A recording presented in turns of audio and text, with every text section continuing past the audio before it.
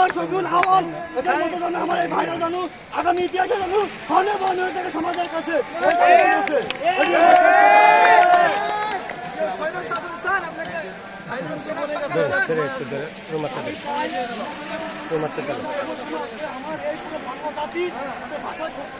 কথা বলতে পারে, ন্যায় অধিকার পায় এবং তাদের প্রাপ্য যে ভাষা মৌলিক চাহিদা সবগুলো সঠিক পায়। অন্য হোক বা বিএনপি হোক জামাত হোক আমার কোনো আপত্তি নাই, কিন্তু আমার জানো জাতির যে জনগণ আছে জনসাধারণ মানুষ আছে এরা যেন সুন্দরভাবে জীবনযাপন করতে পারে, এটাই আমার চাওয়া, আর কোনো চাওয়া নেই আমার।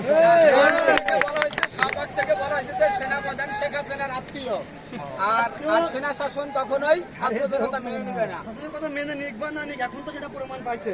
কারণ কি দশের একটা কথা স্পষ্ট বুঝে রাখবেন যে জনগণ রাষ্ট্রের সম্পদ এবং জনগণ রাষ্ট্রের সবচেয়ে বড় শক্তি, এটা প্রমাণ দেখছেন। সবাই যখন নামছেন সবকিছু কিন্তু পেয়ে গেছেন, আদায় করে নিতে হবে আপনার অধিকার। যেখানে দেখবেন যে অন্যায় হচ্ছে সেখানে কথা বলবেন, আপনার পাশে 5 জন দাঁড়াবে, আপনার অধিকার আপনি পেয়ে গেছেন। আমরা কথা না বলতে আজকে আমাদের মানে অবস্থাতে আমরা পৌঁছাইছি।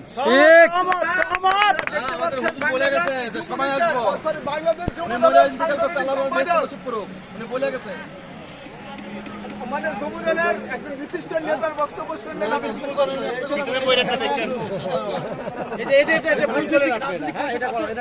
রাজনৈতিক পরিচয় কখনো মাঠে না, এটা কখনো কথাটা উঠে নেন আপনি, মানে বক্তব্যটা উঠে নেন আপনি। বন্ধ করেন, সবাই নামাজ পড়ে দোয়া করেন, এখনো কিন্তু শেষ হয় নাই। ওই যে যুদ্ধের সময় যেমন কথা হয়েছে না যে অনেক জায়গায় কিন্তু প্রথম স্বাধীন হয়েছে, তারপরে কিন্তু অনেক জায়গায় আবার যুদ্ধ করে স্বাধীন করা লাগছে।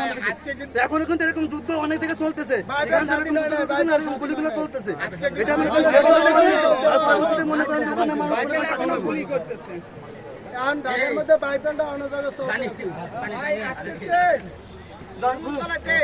আপনি কই যাবেন? ওদিকে উদ্দেশ্য কষ্ট হচ্ছে, পাচ্ছি না। এখন আমার সব ভাই আছে, সব বোনরা মারা সবাই এখন মাঠে, এখন আমাদের দরকার নেই।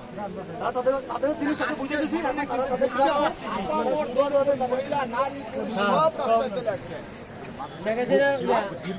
সেনাপ্রধান বলছে